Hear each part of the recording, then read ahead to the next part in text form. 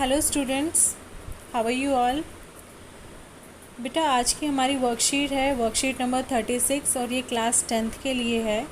तो हम हर वर्कशीट को करने से पहले सबसे ऊपर अपना नाम लिखते हैं, फिर क्लास टीचर का नाम लिखते हैं और वर्कशीट नंबर लिखते हैं, डेट डालते हैं। आज की वर्कशीट हमारी गांधी जी टेलिस्मैन से रिलेटेड है। ये जो टेलिस्मैन वर्ड है इसको हिंदी में जंतर कहा जाता है। जंतर को हम सिंपल शब्दों में कहें तो एक मंत्र या सीख भी कह सकते हैं। तो यहाँ पर देखिए गांधी जी टेलिस्मैन में क्या है, वो कहते हैं I will give you a talisman, मैं तुम्हें एक जंतर देता हूँ।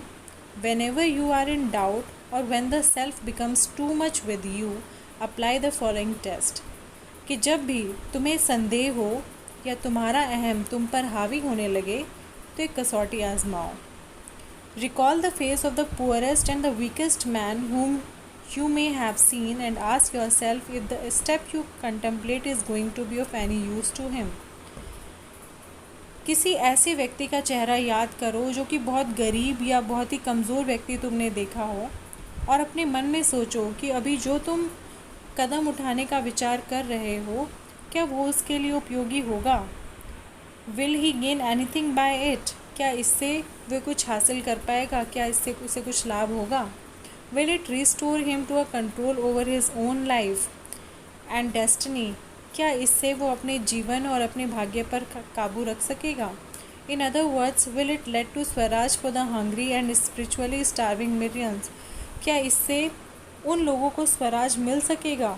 अगर साफ अलग शब्दों में कहें तो क्या इनसे उन लोगों को स्वराज मिल सकेगा जो बहुत ही भूखे हैं और बहुत दिनों से अपने भाग्य से लड़ रहे हैं।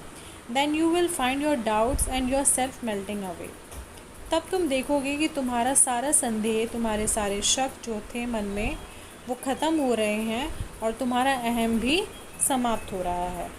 तो ये तो था गांधी जी का जंतर। You must have come across this talisman in your text books. आपने ये टेलिस्मैन, ये जो जंतर है, अपनी टेक्स्ट बुक्स में कई बार देखा होगा। एनसीईआरटी की बुक्स में स्टार्टिंग में होता है ये।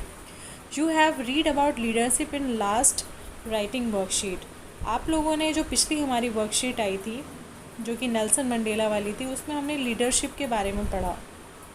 You are also reading about Nelson Mandela as a leader in a chapter from your English textbook. और आप नेल्सन मंडेला वाले चैप्टर के बारे में भी पढ़ रहे हैं जिसमें लीडर के बारे में बताया हुआ है कि इंग्लिश टेक्स्ट बुक की बुक में वो लीडरशिप के बारे में बताते हैं।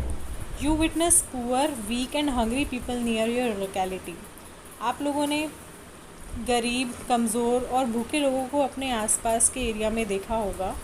तो आपको आज की वर्कशीट में करना क्या है, write in a short paragraph in about 100 word to 120 words what you would like to do for such people of your country if you became a leader।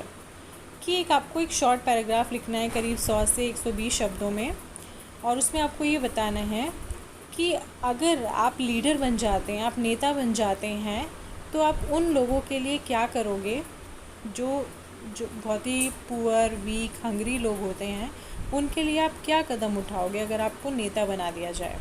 तो इसके बारे में आपको पैराग्राफ लिखना है। You may want to include following W's in your paragraph। तो आप अपने पैराग्राफ में कुछ W's यूज़ कर सकते हैं। WS वर्ड्स जो होते हैं वो कुछ वर्ड्स होते हैं जैसे what, who, when, where, which। तो इस तरह के वर्ड्स यूज़ कर सकते हैं। और वो कैसे, what you would do, कि आप क्या करना चाहेंगे अगर आप लीडर बन जाते हैं तो आप क्या करना चाहेंगे।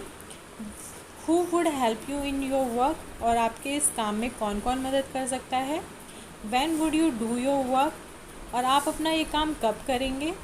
Where would you work, और आपकी जगह क्या होगी, आप कहाँ इस काम को करना पसंद करेंगे।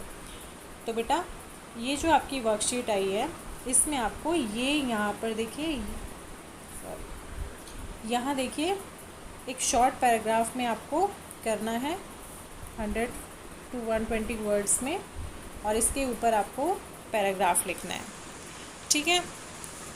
और आप ये जो पॉइंट्स यहाँ पर नीचे दिए हुए हैं 4 पॉइंट्स, ये आप उसमें यूज़ कर सकते हैं अपना पैराग्राफ लिखने के लिए कि आप कौन से काम करना पसंद करेंगे, आप किसकी हेल्प लेंगे और आप कब काम करेंगे और कहाँ करेंगे।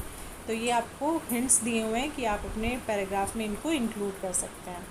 तो ये तो थी बेटा आज की आपकी वर्कशीट।